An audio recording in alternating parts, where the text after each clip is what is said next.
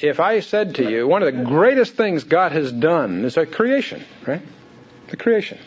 How many books of the Bible are devoted to the topic of the creation?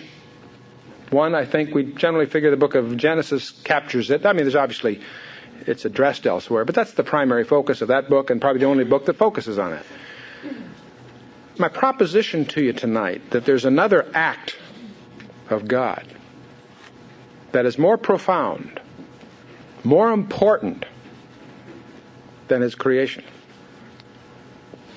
Now you all know you're in the right room. This is Heresy 1A, right? Redemption, right on. Right on. Redemption is greater than creation in many respects, but I'll just go at it simply. How many books of the Bible are essentially devoted to the subject of the redemption?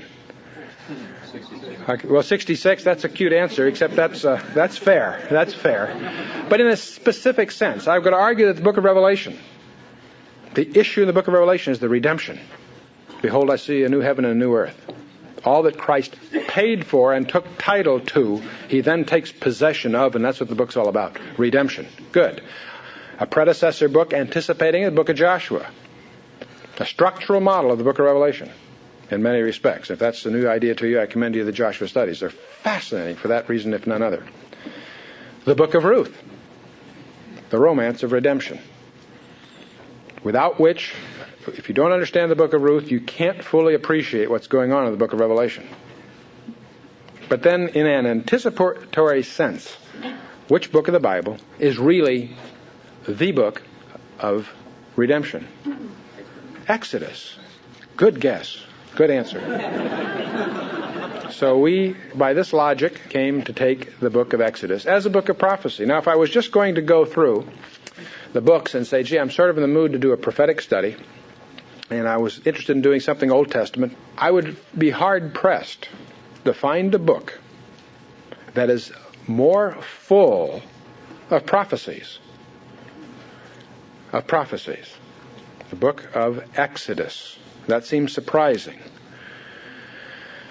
The book of Exodus is going to be startling in its unveiling of detail. The burning bush, the acacia bush burning in the desert that Moses takes fascination of next week.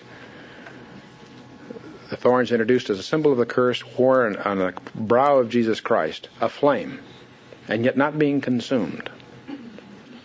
The flame being the hands of the living God, but not being consumed. What is that as a model of? A model of grace. It's always grace that draws us, not His righteousness, and that's what drew Moses. And we're going to get into that next week. But we move on through the thing, and of course we have the plagues of Egypt. Fascinating, fascinating study of the plagues of Egypt. Anticipatory, of course, of what you might call the plagues of the book of Revelation. We have the role of firstborn. We have that greatest of feasts, in many respects, the Feast of Passover introduced. And you say, well, Feast of Passover, that's terrific. Of the great 7 feasts of Moses, Passover starts it off, Feast of Unleavened Bread, right? Feast of First Fruits. The first 3 referring to coming in the first month, first coming. Then we have the Feast of Pentecost, or weeks, if you will. Symbol of the church, presumably, anticipatory. The last 3 of the 7 are in the 7th month of the ecclesiastical year, if I can phrase it that way. Namely, Rosh Hashanah is the New Year. The Feast of Trumpets, Day of Atonement, and the Feast of Tabernacles. The 7 Mosaic feasts, all of them prophetic. The first 3 is first coming, the last 3 is second coming, and of course the church between. Very interesting model. We'll touch upon that. We get to the Feast of Passover, which everybody knows is a Levitical feast. Wrong. How interesting it is. All the Levitical feasts are given by whom? The high priest, not Passover. Everyone in the household. It's not a Levitical feast, incidentally, for a lot of interesting reasons we'll come to. So as we begin to understand this, we get to the big deal, in my mind, and that's the tabernacle. Where every detail, every piece of material, every dimension, every subtlety of its erection, its taking down, its moving, its care, speaks of one thing. We could, in our notepad, put Psalm 119, 162. Psalm 119, as you all know, is the longest psalm. 162 is a verse which says, "And behold, in thy word I findeth great spoil." We're going into a feast, the Feast of Exodus, and that's really sort of the mood I think we can attack it in. Paul tells us in the book of Romans, chapter 15, verse 4, "Whatsoever things were written aforetime were written for our learning," right? "That we through the patience and the comfort of the Scriptures might have hope." He didn't say most things. He didn't say over half of them or a lot of them. Whatsoever things were written aforetime. Now, you may think I'm an extremist, and you're probably close to the truth because I'm probably a nut on this regard, but I happen to hold the view that every detail, every number, every place name is engineered by the Holy Spirit and has meaning, has a significance beyond the local historical event. Many of those I haven't found, so I'm not saying I can prove my theory. I can see enough of it to convince me that that's true in the general case. And of course, as we go through the Bible, you can find central themes to every book. We spoke of Genesis as the book of creation more precisely. Rather than call it the book of the creation, you'd call it the book of beginnings. Many things begin in Genesis. In fact, everything that's begun in Genesis is climaxed in the book of Revelation. And that's an interesting study in its own right. You can get the Revelation notes or the Genesis notes to tie that together. Doctrinally, in a doctrinal sense, the book of Genesis focuses on the concept of election. And we find Shem elected out of the sons of Noah. We find Abraham, Isaac, and Jacob. Isaac is chosen over Ishmael, Jacob over Esau, Joseph from among the 12 tribes, and then Ephraim over Manasseh. In each of those cases, it's the youngest over the older. The idea of the firstborn is introduced, but God's sovereignty at establishing his own prerogatives are well visible in the book of Genesis. In fact, turn to 2 Thessalonians chapter 2. 2 Thessalonians chapter 2. My question to you is, when were you created? I would argue that you take your age and add 9 months or something, you can get to the point what we call, I think, medically conception, right?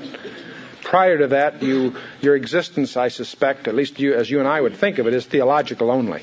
So I'm going to argue that you were created in the sense of being born or conceived X years ago, something under 100 for most of you.